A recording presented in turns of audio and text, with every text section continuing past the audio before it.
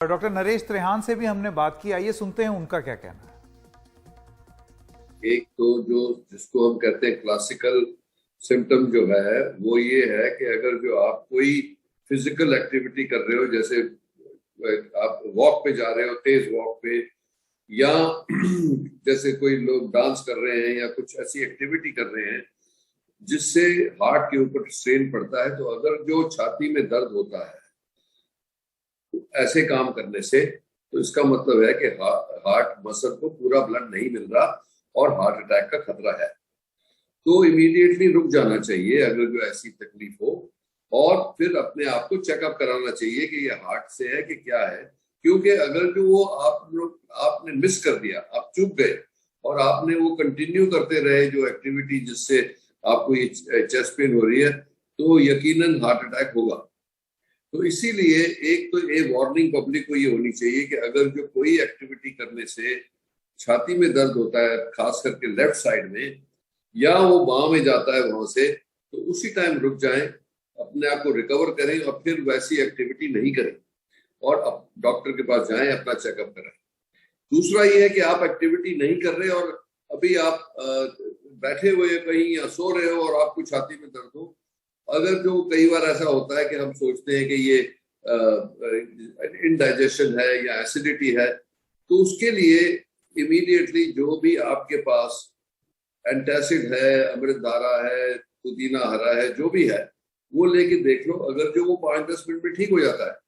तब तो हो सकता है कि एसिडिटी हो। नहीं होता तो इसका मतलब आपको इमीडिएटली हॉस्पिटल जाके अपना चेकअप ये करा लेना चाहिए, चाहे डॉक्टर से या हॉस्पिटल जाके। तो ये तो है जो हम कहते हैं क्लासिकल, मतलब जो नॉर्मली होता है। अब एक बात और आ गई है कि जो डेल्टा के दौरान जिन लोगों को बहुत सीवियर ये कोविड हुआ, उनके हार्ट मसल को भी वो वायरस लगा है और उससे उनकी जिसको हम कहते हैं इन्फ्लेमेशन हुआ, जिससे क्या होता है कि वो हार्ट मसल जो है वो अनस्टेबल हो जाता है और कई बार ऐसी भयंकर इरेगुलरिटी आती है हार्ट में जिसको हम वेंट्रिकुलर फिब्रिलेशन कहते हैं। तो हमारा ब्लड प्रेशर बिल्कुल गिर जाता है और आदमी कोलैप्स हो जाता है। और अगर जो कोई शख्स हो आसपास जिसको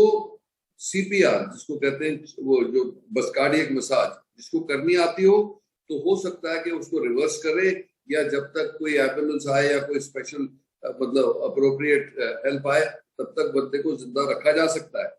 पर अगर जो कोई साथ में नहीं है जिसको ये सीपीआर करना आता या नहीं आता, तो उससे क्या होगा कि उनकी 5 मिनट के बाद ब्रेन डेथ होनी शुरू हो जाती है। तो अगर जो उनका हार्ट भी रिवाइव कर लिया जाए, अगर जो 10, 15, 20 मिनट निकल गए, तो उनके ब्रेन को रिकवर करने में बहुत प्रॉब्लम होता है। तो इसीलिए ये जरूरी है कि दो बातें, एक तो अपना चेकअप, और खास करके उन लोगों को जिनको सीवियर कोविड हुआ था, एक्सरसाइज करने से पहले उनको अपना पूरा चेकअप करा लेना चाहिए कि उनको हार्ट मसल में इन्फ्लेमेशन है कि नहीं। दूसरा ये है कि जिन लोगों की फैमिली में हार्ट अटैक का खतरा है, उन लोगों को डबल रिस्क होता है हार्ट अटैक होने का। तो जब जो ऐसे हैं उनको अपना चेकअप 25 साल की उम्र से पहले करा लेना चाहिए, अगर जो आपकी फैमिली में हृदय रोग का हिस्ट्री है। दूसरा, अगर जो आपको उसमें हमारे को रिस्क फैक्टर मिलते हैं तो हम उस रिस्क फैक्टर्स को रोकते हैं कि जैसे उनको आगे आगे डिजीज ना बढ़े। तो ये प्रिकॉशन लिया जा सकता है अगर जो आप अपने दिमाग में ये बात रखें कि मेरी फैमिली में हार्ट डिजीज है कि नहीं,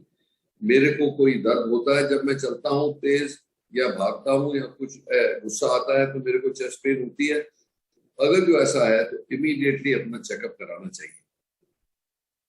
क्योंकि अगर जो मिस हो गया तो वो हावी पड़ सकता है।